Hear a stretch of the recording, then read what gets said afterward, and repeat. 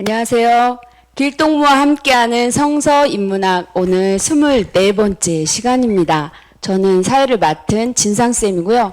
같이 함께 이야기를 나눠주실 길동무 목사님 나와 계십니다. 목사님 안녕하세요. 안녕하세요.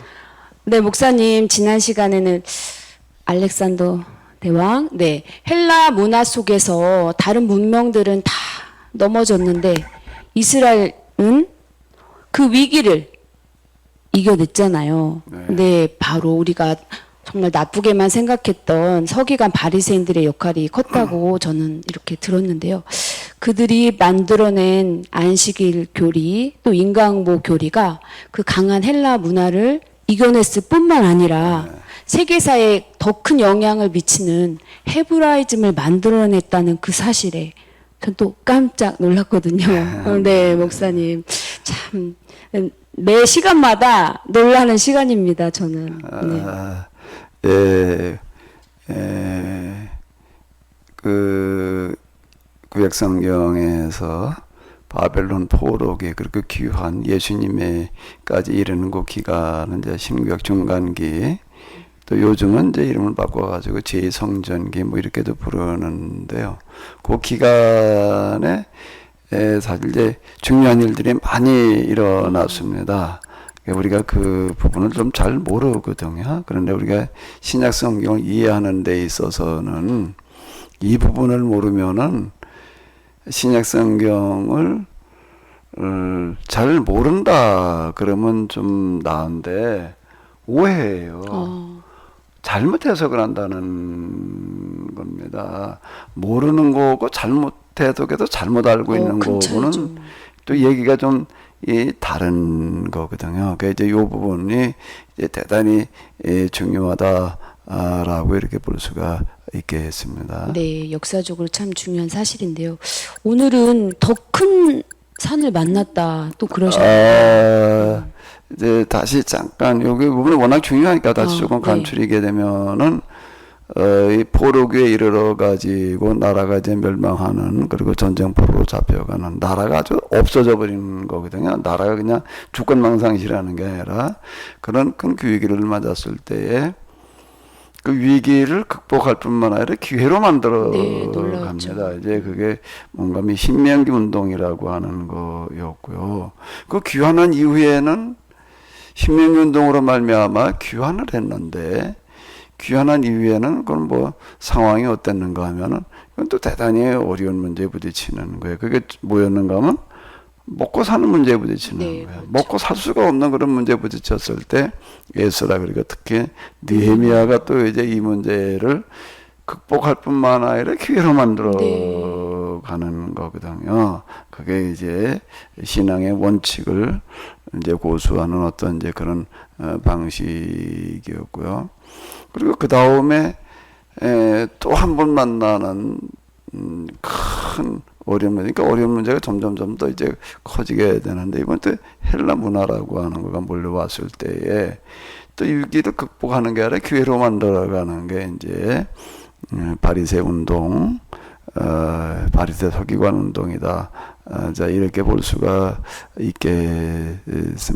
근데 그 위기를 기회로 만들어 가면서 이제 예수님에게까지 이르게 되는데, 요간에 그 헬라 문화가 밀려온 게 BC 한 300여 년경이거든요. 그러니까 이제 그 와중에 예수님께 이르는 그 와중에 이제 아주 진짜 더 큰 위기가 왔어요. 그런데 이 위기는 어떤 위기인가라고 하게 되면 위기라고 느껴지지 않는 위기. 그런 위기도 있나요? 네. 예. 특히 신앙생활에서는 다른 거는 몰라도 신앙생활에서는 이 부분이 대단히 중요할 수 있습니다.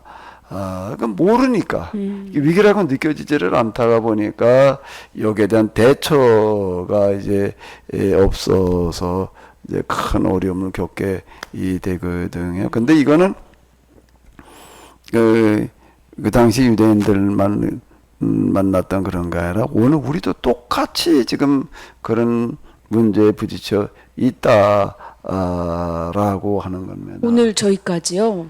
똑같이가 아니라 그들보다 훨씬 더 큰 그런 문제 가운데 있다. 근데 전혀 이걸 모르고 있다.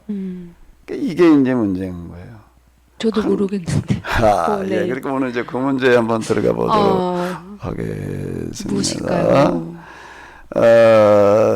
자, 이 위기를 극복하고 기회로 만들어가는 구체적인 방법이 뭐였지요?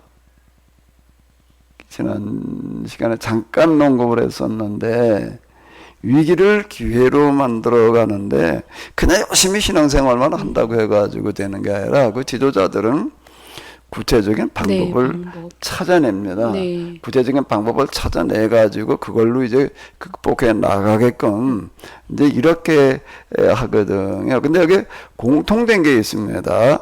포로기로부터 지금 쭉 귀환해 가지고 어려움 극복해 나가는 그 와중에 뭘로다가 이거 극복해 나가는가라고 하게 되면은 뭐야 한번 읽어보실까요? 교리. 네. 교리라는 겁니다. 교리라는 단어는 많이 들어봤죠? 들어는 봤는데요. 느낌부터가 어렵다는 생각이 딱 듭니다. 교리가 뭔지 좀 얘기할 수 있겠어요? 이건 어렵습니다. 네. 이게 이제 이 교리로 이제 극복을 해 나갔는데 이제 여기에서 이제 이 문제가 발생을 할 수 있다라고 하는 겁니다. 오늘 이 다루는 이 부분이 사실 대단히 중요합니다. 대단히 중요하다. 글쎄 이렇게 얘기를 해도 되려나 모르겠네. 지나간 역사 쭉 돌이켜 놓고 볼 때 이 부분이 가장 중요하다라고도 말할 수 있지 않을까. 가장 중요하다라고 얘기를 해도 아마 지나치지 않다라고 제 판단에는 그렇거든요. 자게 요 부분을 이제 우리가 좀 진지하게 다뤄보도록 하겠는데 이거는 그 당시 유대인들만 부딪혀 있던 게 아니라 오늘 우리도 똑같이 이 문제에 지금 부딪혀 있다라고 하는 거고 염두에 두시면서 같이 보시면은 되겠습니다. 네. 교리라는 단어는 익숙해 있지만은 그 교리가 뭐냐? 이제 이게 쉽지가 않은데요. 근데 요거를 좀 설명하기 위해서 교리가 이게 단순하지가 않습니다. 그래서 이제 좀 비슷한 거를 다시 찾아보겠는데 신경이라고 하는 또 신조라고도 얘기를 하는데요. 그 다음에 또 하나가 뭐가 있냐면 교의. 이런 게 있습니다. 교리. 네. 여기서 제가 편의상 그냥 신경이라고 그렇게 부르도록 할게요. 교의. 제가 이걸 이제 한문과 영어로 병기를 해놨는데요. 교리는 보통 이제 닥트린 이렇게 얘기를 하고요. 그 다음에 또 이제 신경 크리드, 교의는 이제 도그마 이렇게 얘기를 할 수가 있는데 이거 교의라는 단어는 조금 이제 이 도그마를 번역하기가 쉽지를 않아요. 그래서 이제 도그마 교의 제가 일어났는데 이건 오해 소지가 좀 있을 수 있습니다. 교의 학 이렇게 되면은 그건 또 조직 신학을 교회학이라고 이제 이렇게 얘기를 하거든요. 근데 저는 그런 뜻이 아니고 이제 도그마를 그냥 우리말로 번역해 놓은 거다라고 이렇게 모아주시면은 이렇게 되겠는데요. 이 부분이 쉽지를 않은 거가 아마 영어 사전을 가지고 닥트린도 보시고 크리드도 보시고 도그마를 찾아보시게 되면 똑같이 교리라고 해놨어요. 그래요?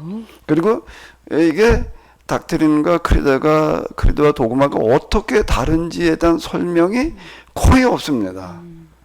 그리고 이걸 구분해서 이해한다는 것도 이게 쉽지 않아요. 근데 이제 요 부분이 이제 대단히 이게 중요한데요. 요 부분 좀 다뤄보도록 하겠습니다. 자, 그럼 먼저 교리를 이제 닥트린이요. 네, 다 교리 이렇게 번역이 되어지는데 이제 구분해 가지고 제가 좀 이제 이렇게 좀 설명을 해보도록 하겠는데 교리가 뭐냐라고 일단 사전을 찾아보는 수밖에 없습니다. 사전을 찾아보게 되면 뭐라고 나오는가 하면 한 종교의 기본 이론 또 조금 더 자세하게 설명을 하게 되면 제가 저 AI한테도 좀 물어봤어요. 네. AI한테도 이 교리가 뭐냐라고 물어봤더니 AI가 이렇게 말을 하더라고요. 종교의 체계화된 본질적 가르침. 자, 이렇게 이제 얘기를 하거든요. 그러니까 이제 사전 찾아보게 되면 교리라고 하는 건 종교의 기본적인 이론이고 또 체계화된 본질적 가르침이구나. 이제 이렇게 생각을 하게 되면은 오류에 빠져요. 네. 그리고 끝나면은 대단히 이제 좀 위험성이 그 속에 내재되어져 있어요. 요 해석은 요 교리, 신경, 교의 가운데 아마 좀 신경에 가까운 겁니다. 신경 크리드라고 하는데 신경은 아마 이렇게 얘기를 할 수가 있을 것 같아요. 그런데 교리나 교의를 이렇게 얘기를 하게 되면은 이거 큰 오해의 소지가 있다라고 하는 건데요. 이제 좀 지금부터 좀 우리가 다루게 되는 내용이 뭐 그렇게 어려울 수도 있지만 또 아주 되게 단순한 그런 이야기예요. 그러니까 어려운 게 아니거든요. 정말인가요?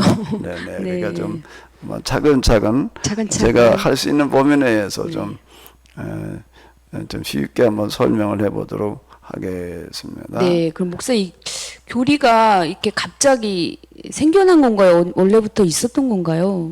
네, 이제 그러니까 그걸 이제 들어가 보는 거예요. 네. 그런 문제들을 이제 교리라는 게 뭔지부터 이제 근데 이제 먼저 성경과의 관계부터 한번 이렇게 보도록 하겠습니다. 성경의 이 말씀, 성경 말씀하고 교리는 도대체 어떤 관계이냐? 라고 하는 거를 먼저 좀 이렇게 생각을 해 봐야지 되겠는데요. 성경은 경전입니다. 네. 근데 교리는 성경에 들어있지는 않아요. 네. 교리는요. 그러면 교리는 뭐냐라고 하게 되면 이제 그건 우리가 앞에서 이제 그 신명기 운동에서나 또는 이제 에스라 느헤미야 또는 이제 이 바리새 운동 이런 데서 이제 이렇게 봤던 것처럼 성경을 해석해서 그걸 뭘로 만드는가 하게 되면 실천 규범으로 만드는 네, 거예요. 실천할 수 있도록요. 오늘 우리는 이러이러하게 실천하자, 이러이러하게 지키자. 네. 이제 이렇게 만들어 놓는 거예요. 그러니까 성경의 기초에서 해석입니다. 성경 해석이거든요. 네. 근데 여기서 이제 우리가 이렇게 성경 해석이다 그럴 때에 꼭 염두에 둬야 될 게 성경을 해석하는 그 방법도 그렇지만 해석한 결과 내용이 늘 똑같고 하나이기만 할까요? 그런 것도 있을 수 있어요. 네. 성경 내용 가운데에서 늘 그냥 고정적인 해석 그렇게밖에 해석할 수 없는 내용들도 있지만은요. 더 많은 부분은 이게 해석이 늘 바뀔 수 있다는 거예요. 성경인데도 불구하고. 예. 그 상황에 따라서 이제 다르게 해석을 할 수가 있다. 네. 라고 하는 겁니다. 그 다르게라고 하는 거가 경우에 따라서는 전에 해석했던 것과 반대에 해당되어질 수도 있어요. 이건 좀 놀라운. 예, 이제 요런 부분들 이제 그게 이제 교리라고 하는 겁니다. 전에는 이 말씀을 가지고 이렇게 해석을 해서 이렇게 하자고 그랬는데 상황이 바뀌니까 이번에는 그게 아니다. 이렇게 이제 해야 된다라고 이렇게 이제 해석할 수가 있거든요. 근데 네. 그 부분인데 그게 이제 요 배경은 이렇게 보게 되면은 뭔가라고 하게 되면은 읽어보실까요? 네, 질문에 대한 답변. 질문에 대한 답변이다. 이렇게 되면 아마 이게 무슨 얘기냐 이해가 쉽지 않으실 거예요. 네. 좀 그렇죠? 네, 설명을 더 그럼 이제 하셔야겠어요. 설명이라고 하는 거가 사례로 얘기를 하는 네. 거가 예를 들어서 지나간 일에 있었던 예를 들어서 얘기를 하는 거가 제일 정확하고 또 이해가 이제 쉬울 거예요. 이제 앞에서 이게 다뤘다는 거니까 이제 포로기라고 하는 걸 이렇게 한번 놓고 이렇게 보자고요. 포로기에 이스라엘 사람들이 이제 나라가 완전히 멸망하고 전쟁 포로로 이제 끌려간 거잖아요. 근데 이 사람들이 큰 의문이 있는 거예요. 왜 그런가 하게 되면은 우리가 신앙생활을 안 하다가 하나님을 등한히 믿다가 이런 어려움을 당했다 그러면은 아유 뭐 그래서 그랬지 이렇게 얘기를 할 수가 있는데 포로기에 당면한 의문은 뭔가 하게 되면 신앙생활을 열심히 하다가 하나님을 열심히 믿다가 심판을 받았다는 거예요. 그러니까 의문이 드는 그렇죠. 거예요. 이게 북왕국이 멸망할 때도 그렇고 남왕국이 멸망할 때도 그렇고 그들의 그 역사에서 이렇게 보게 되면 신앙심이 잘 고조되어 있을 때예요. 네. 그건 언제도 그랬는가 하면 예수님 사후 이제 70년에 그 유대인들이 로마 제국에 멸망당할 때도 똑같았습니다. 그 공통점이 심판받을 때 공통점이 뭔가 하면 신앙생활을 열심히 하다가 멸망당했다는. 네, 더 안타까운 아니 상황이죠. 그냥 신앙이 없으면은 신앙으로 설명하려고 그러지 않으면 아이 뭐 사람이 살다 그렇게 뭐 망할 수도 있지 이렇게 얘기를 할 수가 있을 텐데 이제 신앙으로 설명을 하려니까 뭐라고 얘기를 하는 건 멸망한 거가 하나님의 심판이라는 거예요. 심판으로 해석을 한단 말이에요.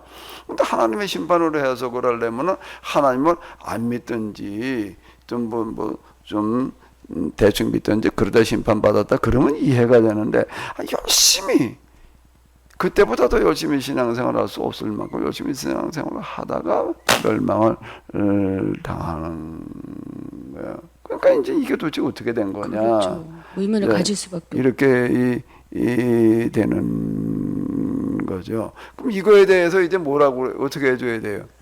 답변을 해줘야 되는 거예요. 네. 답변 이제 신명기 그 신학자들은 포로기 때 뭐라고 얘기를 하는가 하게 되면 신앙생활을 열심히 하기는 했지만은 잘못했다는 거예요. 잘못된 신앙생활 때문에. 잘못되게 신앙생활을 열심히 했다. 이렇게 얘기를 하는 거예요. 신앙생활을 잘못한 거다. 네. 이렇게 이제 얘기를 하는 게 우리가 뭘 잘못했냐. 이제 이런 문제가 이제 나올 거 아니에요.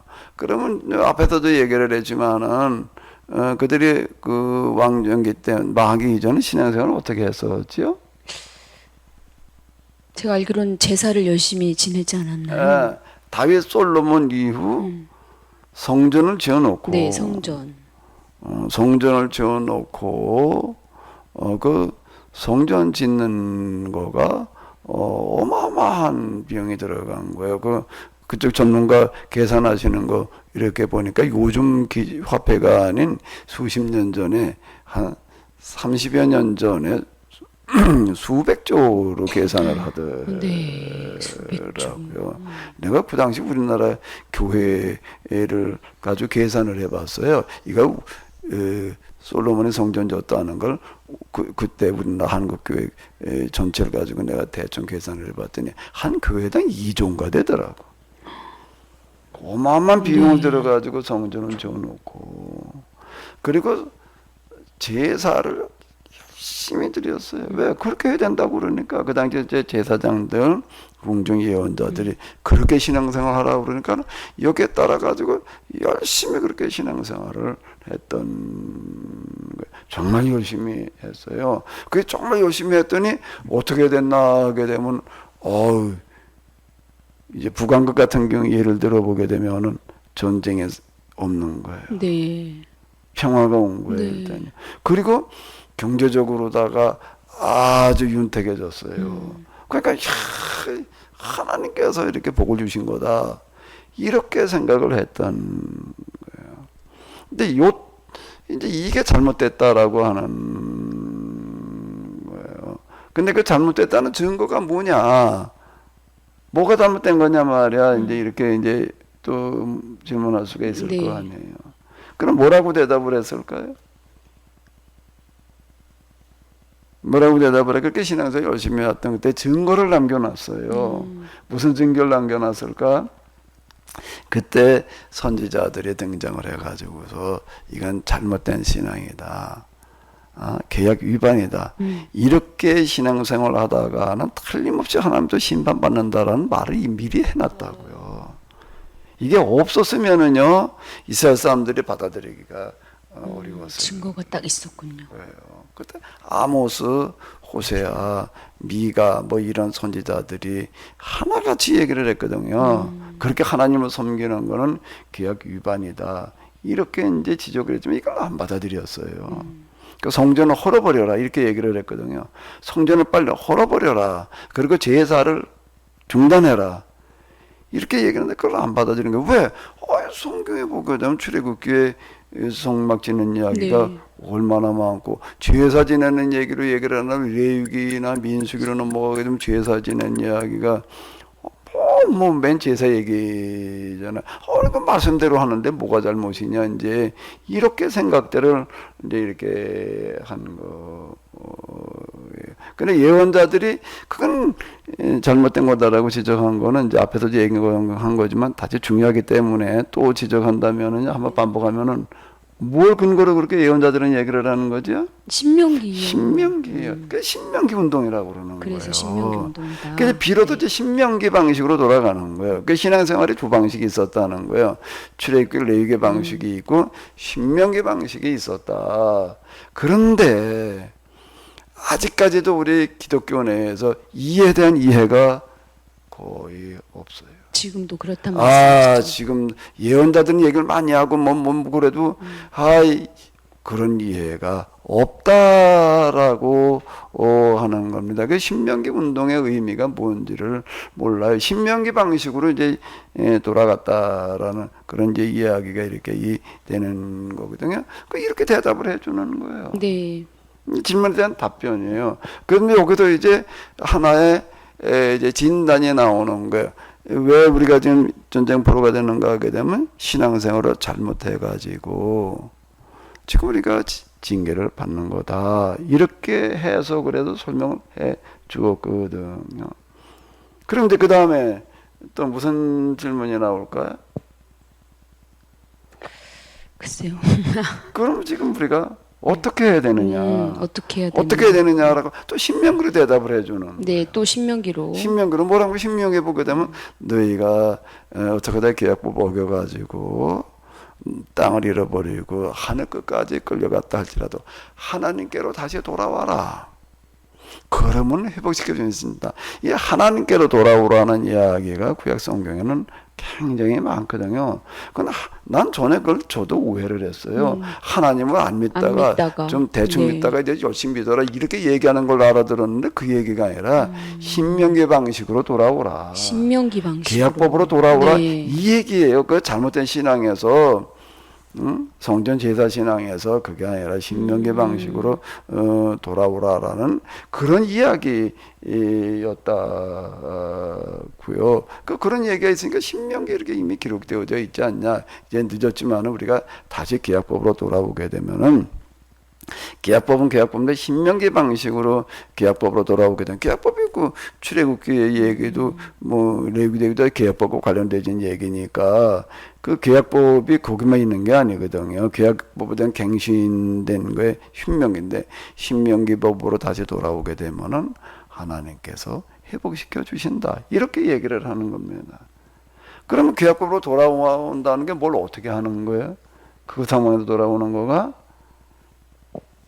이제는 성전과 제사로 더 이상 할 수가 있어요. 더 이상 할 수가 앞에도 얘기를 했죠. 성전 제사, 제사장도 이제 다 사라져 버렸고, 그럼 어떻게 하는가? 김명기는 말씀을 가지고 열심히 공부하라는 이야기가 나오는 거예요. 그래서 모여가지고 성경을 열심히 공부하는 운동이 일어나는 거예요. 그걸 이제 회당이라고 그러거든요. 네, 회당이 모여가지고 공부도 열심히 하고, 그 다음에 어떻게 하는 거예요? 집에 가가지고 가르치고. 그 전쟁포로 상황에서는 그 이상은 할 수가 없는. 네, 그렇죠. 근데 이 신명기 그 예언자들이, 신학자들이 또는 이제 역사가들이 이렇게 해석을 해서 하라고 그런 거가 뭔가 하면은 해석해서 실존 규범을 만들어 놓는 거거든요. 그게 교리예요. 네, 그걸 교리라고 부르는 거예요. 네. 그 교리의 이름이 뭔가라고 하게 되면은 인과응보. 네. 왜 우리가 계약법대로 살지를 않아서 또 잘못 믿어서 이렇게 징계를 받은 거야. 이렇게 설명을 해서 그 교리를 뭐라고 부른다고요? 인과응보 교리. 네.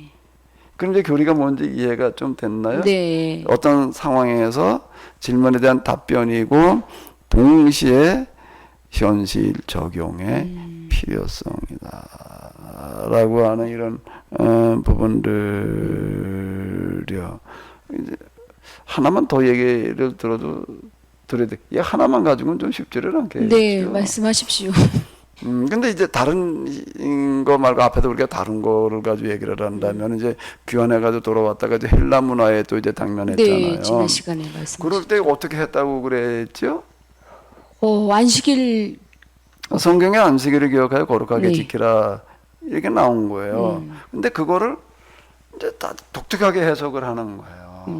그 헬라 문화가 파급돼 나가는데 주로 이제 주말 안식일에 뭘 했기 때문에 그렇게 이제 초점을 맞췄냐면 스포츠와 경기장, 극장 이런 것들을 만들어 놓고 이제 대대적으로 이걸 활성화시키니까 이게 다 넘어가는 거예요. 그러니까 이제 안식일법에다 초점을 맞춰가지고 그걸 독특하게 해석을 하는 거예요. 어떻게 하는가 하면 안식일 날은 거룩하게 지키라라고 하는 거야. 아무것도 하지 말아라. 아무것도 하지 말라는 거에 뭐가 들어가 있을까요? 그 경기장을 갈 수 없는 가지 거죠. 말라는 얘기가 이렇게 되는 거예요. 그리고 거기다가 이제 거룩하게 지키라라고 하는 그 거룩하게라고 하는 그 단어에다가 뭐를 붙여놨는가 하게 되면 안식일을 지키지 않는 사람들하고는 아예 접촉을 하지를 마라. 그 이방인들을 말하는 이방인들을 말하는 거고 이방인들뿐만 아니라 일단 안식일을 지키지 않는 사람들하고는 아예 길에서 만나도 얼굴을 마주치지 말아라. 외면하고 지나가라. 이렇게 얘기를 하는 거예요. 안식일을 지키지 않으면서 만든 음식 이런 것들은 아예 먹지를 마라.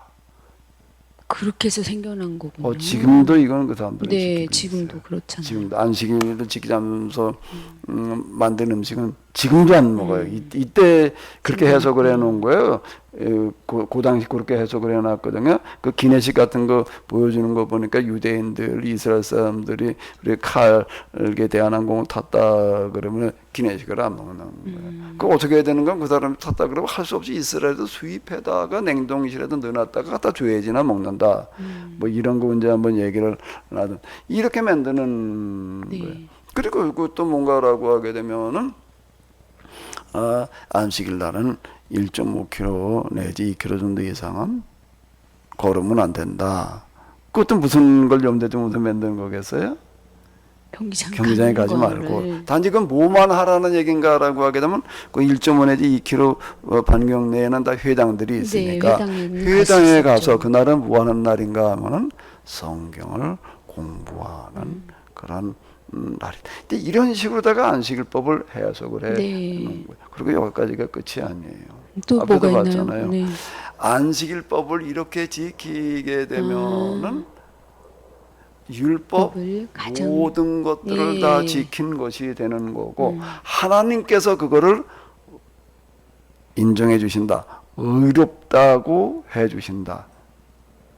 이렇게 얘기를 하는 그 의인신앙이라는 게 이렇게 생기는 거거든요. 이래가지고 그걸 이제 지난 시간에 이렇게 봤던 것처럼 이제 헬라 문화에 대처를 하는데 신앙으로만이 아니라 또 헬라 제국에서 이제 군대를 보내고 그러니까 또 이제 저항운동이 일어나서 이제 묵신문학이 생겨났다 뭐 그랬잖아요. 이와 더불어 가지고 이렇게 적극적으로다가 이렇게 밀고 나가가지고서 결국은 이스라엘이 승리한 거예요. 네. 이 교리, 이것도 교리예요. 그것도 교리. 안식을 이렇게 지켜라. 네. 성경에서는 꼭 그렇게 지키라고 나와 있다는 게 아닌 거예요. 근데 그 당시 상황에서 그렇게 지키게 해야만 되니까 그렇게 해석을 한 거예요. 자, 여기를 잘 이해를 해야 돼. 헬라 문화가 이렇게 침투해 들어오니까 여기 이렇게 대처하려면은 안식일법을 가지고 대처하는 거가 제일 효과적일 수 있다. 근데 안식일을 어떻게 지키라고 그래야 되느냐? 그러니까 안식일을 거룩하게 지키라고 하는 건 원론이잖아요. 강론을 그 상황에 맞추어서 해석을 한 거예요. 그리고 결국 그들이 승리했어요. 요게 뭔가 하면 교리예요. 이 교리는 뭐라고 불러야 될까요? 안식일 교리. 네. 안식일 교리 또는 이제 그 거룩하게 지키라는 게 정결의 교리. 근데 그 안식일 교리 속에 이제 이렇게 포함되어졌다라고 이렇게 봐도 이렇게 될 텐데요. 그래서 이렇다라고 하는 겁니다. 이게 교리예요. 네, 목사님 교리에 대해서 조금 이제 이해가 되는 것 같습니다. 네, 교리는 또 설명하지 않아도 될까요? 네, 그렇습니다. 근데 교리는 다양할 수 있어요. 네. 이게 이제 교리, 근데 우리 지금 오늘 우리를 예를 들자면은 기독교 교리가 있고, 기독교 전체인데 기독교인들이라면 다 그냥 그렇게 지켜야 되는 그런 기독교 교리라고 할 수 있는 게 있고, 그 다음에 기독교 내에도 개신교 같은 것도 여러 분파들이 있잖아요. 교단이 있잖아요. 그러니까 교단의 특징들이 달라요. 또 교단 교리가 있어요. 그러니까 장로교 교리, 감리교 교리, 침례교 교리. 그러니까 이게 다양한 교리들이 이렇게 만들어지면서 우리는 이렇게 믿는다, 이렇게 지킨다, 이렇게 되는 거예요. 그런 특징들을 이제 가지게 되는 거거든요. 그러니까 특징을 이제 정리를 해보게 되면은 물음에 대한 답변이었고 현실적인 필요성이 물음과 필요의 산물인 거예요. 이거는요. 그리고 재해석의 이 부분이 중요한데요. 뭐의 대상이라고요? 재해석의 대상이다. 재해석의 이거는 대상이에요. 고정적인 게 아니에요. 그 독특한 상황에서 그렇게 해석을 한 거니까.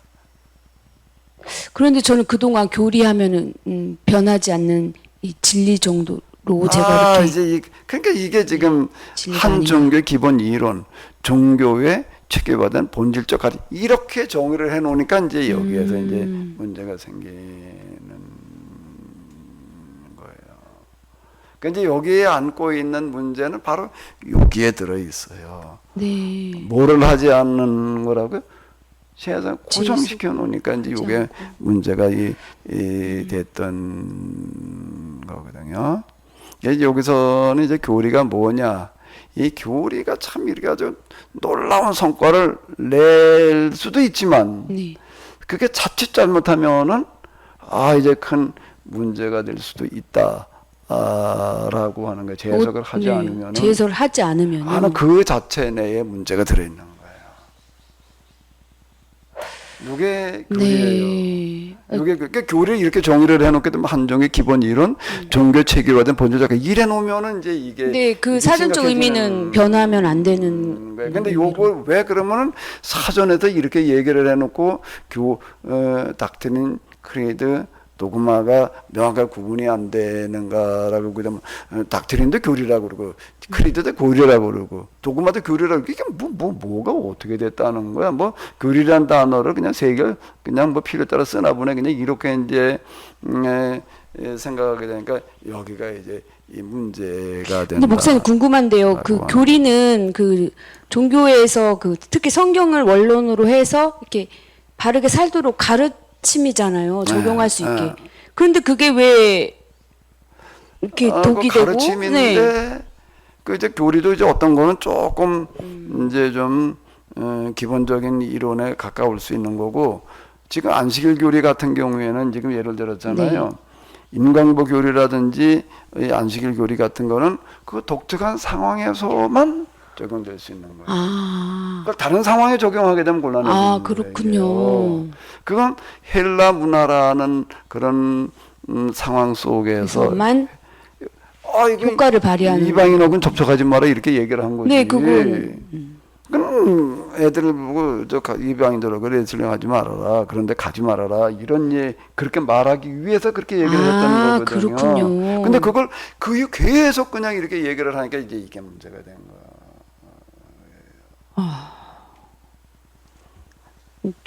조금 이해가 되는 것 같습니다. 교리가 문제를 이해한다는 거는 뭐까지 이해를 해야 되는가 하게 되면 그 위험성까지를 그거가 안고 있는 아주 교리가 없으면 안 되는 거예요. 네. 포로교 상황에서 인광보 교리가 없었으면은 망한 거예요. 그렇죠. 이겨냈잖아요. 헬라 문화를. 그럼 이제 그 에스라 느헤미야가 또 와가지고서 이방인들하고 네, 혼인 거래하지 자체도 말아라. 금지하고 파혼시켰잖아요. 그래 파혼을 시키는 그것도 교리였던 거예요.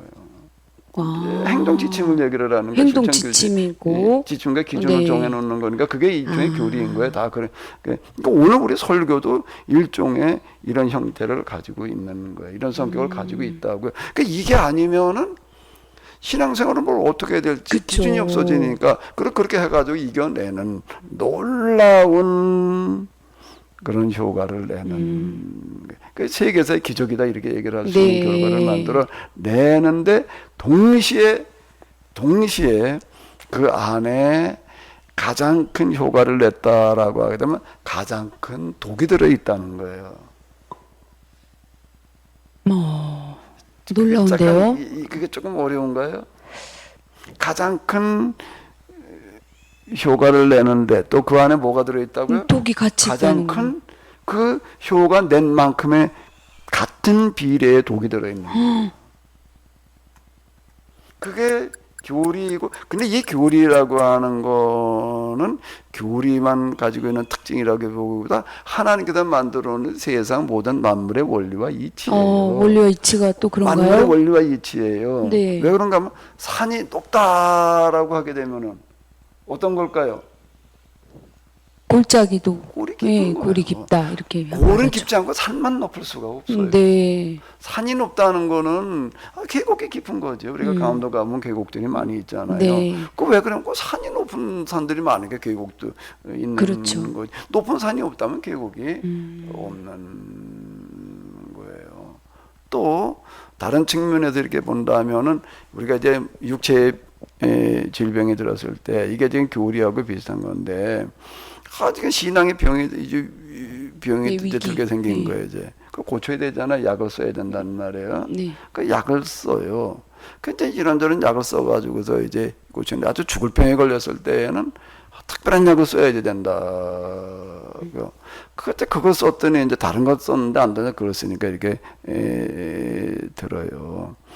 어떤 경우도 있는가 하게 되면은 비상도 잘 쓰면 약이다 그런 얘기 들어봤어요. 들어봤습니다. 독약이잖아요. 진짜 그렇게 했던 경우가 있는 거예요. 네. 비상은 약으로 쓰는 경우가 있는 거예요. 이제 죽을 병에 아무 약도 안 듣는 거예요. 이제 그런 아무 때나 그렇다는 얘기는 아니고 이제 병에 따라서 그렇게 이 사람 이제 마지막으로 써볼 수 있는 거가 이제 비상이다. 그건 극약이거든요. 그래가지고 낫는 경우가 실제 있었다. 이제 이런 얘기들이 이제 있거든요. 그건 뭔 얘기인가 하면 약효가 약성에 강하다는 거는 모두 같이 들어있다는 얘기가 되는 거죠. 독성도요. 독성도 같이 네. 있다는 거예요. 약성만 있고 독성만 있는 거, 독성이 없는 건 없어요. 약 가운데. 그게 원리와 이치라는 그럼 말씀이시죠? 모든 게 그런 거예요. 그 약성이 강하다는 거는 독성이 강한 거예요. 그러니까 이게 약으로 써야 될 때가 있는데 약으로 써야 될 때 아닐 때 이걸 쓰면 뭐가 되는 거고 뭐가 나오니까 그땐 독이 독성이 되는 거죠. 나오는 거야. 비상을 먹고 지난번에 야 났어. 그래가지고 또 그다음 딴 데다 비상 쓰면 어떻게 될까? 그건 죽는 거예요. 똑같은 이제 교리라고 하는 거는 약과 같은 거예요. 네. 약은 언제만 써야지 되는 거지요? 아플 때만 써요. 병들었을 때만. 그 병들었을 때 그냥 만병통치약 그냥 완전히 이거나 먹어 그런다고 해가지고 낫는 건 없어요. 그때마다 약이 달라지잖아요. 네. 그러니까 교리도 그때마다 다르게 나올 수밖에 없어요. 약이 달라져야 되는 것처럼 만병통치약이라고 하는 거는 없어요. 군대 가면은 밀가루 약으로 준대나 누가 그런 얘기 하더라고요. 아까 중에 밀가루 가지고 그냥 다 고친다고 그건 말이 안 되는 얘기거든요. 예? 병에 따라서 약 처방이 달라져요. 상황에 따라서 그럼 뭐가 만들어져야 되는 거예요? 그 상황에 대처할 수 있는 독특한 성경 해석과 적용 기준이 만들어져야 되는데 그걸 뭐라고 부른다고요? 교리. 네. 약을 비유로 하셔서 설명하니까 조금 좀 더 이해가 이해가 되네요. 근데 그거는 그때만 쓸 수 있는 거예요. 그건 네. 다른 병에다 갖다가 그걸 쓰게 되면은 안 독이 되죠. 되는. 네. 그리고 지금 이제 약국에서 요즘 이제 조제하잖아요. 약을 조제하는데 어떡하다가 약이 잘못 가면 어떻게 될까요? 큰일이죠. 그럼 약국이 망하는 거예요. 다 책임져 줘야지 돼요. 그래가지고 그 약국 운영하는 분이 이렇게 보니까는 이제 여러 약사를 둬가지고 근데 마지막은 혼자서 그걸 처방전하고 다 일일이 대조를 하더라고요. 그래가지고 주는 거야. 실제 그런 문제가 하나 생기게 되면 이건 약국 한순간에 망하니까. 네. 그래서 그 사람이 큰 문제가 생겼다 그러면 어떻게 해결을 할 거예요, 그거는요. 그러니까 만약 죽었다 그러면 이건 방법이 없는 거예요. 약을 잘못 쓰면 죽을 수도 있는 거거든요. 그러니까 비일비재하죠. 그게 약과 교리라는 걸로다가 아마 이렇게 좀 비유를 하면 조금 쉽지 않을까. 네. 잘 이해됐습니다, 목사님. 조금 이제 이해가 네. 되셨을. 네, 목사님. 근데 지금도 이 교리가 문제가 되고 있다 하는 그 궁금증이 생기는데요. 네네. 이게 대한- 재해석은 어떻게 해야 되는가 하면 상황이 바뀔 때마다 네. 교리가 다시 나와야 되는 거예요. 해석이 다른 해석이 나와야 되는 네. 거예요. 그래서 매 세대라고 하는 건 한 세대가 20년에서 30년, 30년 이게 아니라 매 세대라는 이 단어는 상황이 바뀔 때마다 어떤 필요성이 있을 때마다 그 말씀이시군요. 그게 맞춰서 성경을 해석을 하고 네. 그 다음에 행동 지침을 제시해 주어야 된다라고 하는 거가 교리. 네. 그럼 어떤 교리는 100년도 갈 수 있고 어떤 교리는 상황에 따라서 또 40년, 30 이렇게 또 바뀔 수 있다는 말씀이시죠? 예, 그런데 그렇게 오래 갈 수 있는 교리라고 하는 거는 거의 없어요. 그런가요? 예, 그런 경우는 왜 그런가 하면 그 교리는 다 그 독특한 상황의 산물이기 때문에. 근데 그런 상황에서는 또 그걸 가지고 참고할 수가 있겠죠. 그런데 이제 그런 경우는 거의 없고 항상 새로운 상황이 이제 생겨나기 때문에요. 그건 지나간 교리들은 참고의 대상이에요. 네. 그냥 그대로 답습해야 될 대상이 아니라 그 상황에서 그때 그렇게 했었어. 근데 지금 상황은 그거가 비슷하니까 이제 그건 더 이제 갖다 우리가 활용할 수 있는 여지가 있을 뿐이지.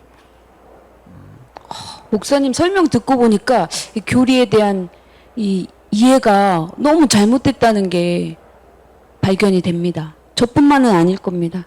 그러니까 이제 그게 잘못되면 어떤 결과가 오느냐 하는 건 이제 뒤에 가서 봐야 돼. 지금 여기서 그것까지는 다룰 수가 없으니까. 그게 도구마라는 거. 예. 도구마라는 단어가 이제 그걸 말하는 독하고 거고요. 도금하고 비슷한 네. 이제 그건 이제 뒤에 가서 따로 좀 얘기를 해야 될 거예요. 그 이제 이거 간단한 얘기가 좀 아니거든요. 역사적인 교훈이라는 게 있습니다. 이 역사적인 교훈, 역사의 평가, 왜 역사 그렇게 얘기를 하느냐라면 이게 제일 이제 저 객관화된 그런 이제 대답이기 때문에 자꾸 역사를 이제 이렇게 우리가 언급을 하게 되는데요. 역사적인 교훈이 뭘까요? 교리 때문에 생겨날 수 있는 역사적인 교훈. 예수님께서 말씀하셨어요. 이거에 대해서. 사실 신약 성경 특히 복음서는 이 문제를 다루고 있는 책이다. 교리를 다루고 있는 책이라고 하더라도 전혀 과언이 아니에요. 유대교 교리 때문에 일어나는 문제를 다루고 있다. 예수님께서 하시는 그 모든 것들이 이거다라고 설명이 가능해요. 그 교리와의 갈등이란 말씀이죠. 이 교리적인 문제를 다루고 있다라고 해도 전혀 과언이 아니에요. 그만큼 그렇습니다. 이제 이게 비중이 큰 건데 우리는 전혀 이거에 대해서 이해를 못하고 중요성을 간과하고 있다라고 하는 거예요. 예수님께서 뭐라고 말씀하셨냐면은 네. 세술은 세 부대인데. 근데 여기다 고급하게만 얘기를 하면 네. 좀 약한 것 같아서 내가 하나 더 첨부시켰어요. 어쩐지요. 네. 뭐라 그랬죠? 세술은 반드시 세 부대. 근데 반드시라는 것도 예수님께서 말씀하신 거 세술을 갖다가 큰 푸대에다 썼던 푸대. 옛날 푸대는 뭔가 하면 가죽 푸대예요. 가죽 부대. 가죽 푸대인데 주로 이제 뭘 가지고 모에다 갖다 이제 담았나면 이제 그 양의 그 위. 네. 위장 위를 갖다가 이제 다른 데 새니까 이제 거기다 갖다 이렇게 담아 놓는데요. 새술이라고 하는 거는 지금 발효가 되고 있는 중이거든요. 네. 발효가 그 균이 활발하게 활동하기 때문에 가스가 발생하고 그래가지고 이게 막 팽창이 되어져요. 그러니까 팽창이 돼도 이게 이제 늘어나야지 되는 거예요.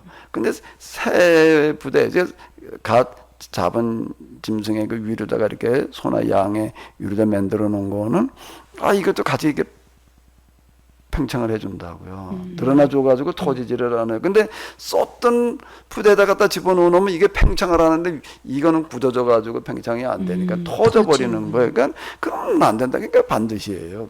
네. 예수님께서 말씀하셨던 거 반드시라는 단어는 안 들어와 안 있지만 들어갔죠, 목사님. 사실은 그중에 네. 자 다시 한번 읽어봐 주실까요? 세술은 반드시 세 부대에. 여기 술은 뭘 말하는 거예요? 교리. 교리. 네, 교리죠. 성경 해석은 항상 새롭게 해야지 된다. 라고 하는 거예요. 네. 근데 당시 유대인들은 그게 멎어졌다는 거예요. 전에 것 같아 계속 유지하려고 했던 게 문제인데, 그 이제 뒤에 가가지고서 네. 그것 때문에 발생되는 거거든요. 네, 알겠습니다, 목사님. 그럼 다음 시간에는 더 그 독에 대해서 또 다른 신경에 대해서도 알아보고요. 오늘 놀라운 효과도 내지만 또 모두 될 수가 있다. 네. 그에 상하는 독이 될 수도 있다. 네, 오늘 이 시간 교리에 대해서 정확하게 이해되는 시간이었습니다, 목사님. 네네. 네, 오늘 이야기 감사합니다. 네네. 수고하셨습니다.